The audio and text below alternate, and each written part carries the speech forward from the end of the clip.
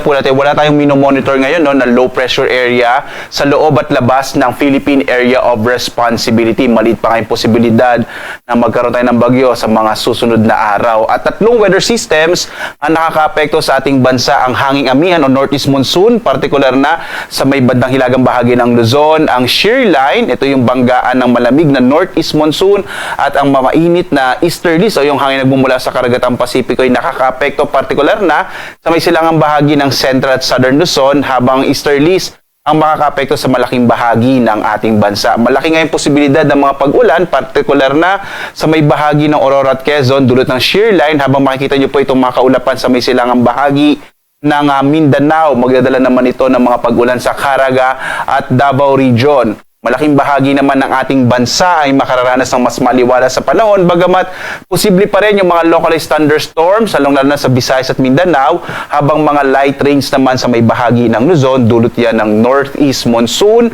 o yung hanging amihan.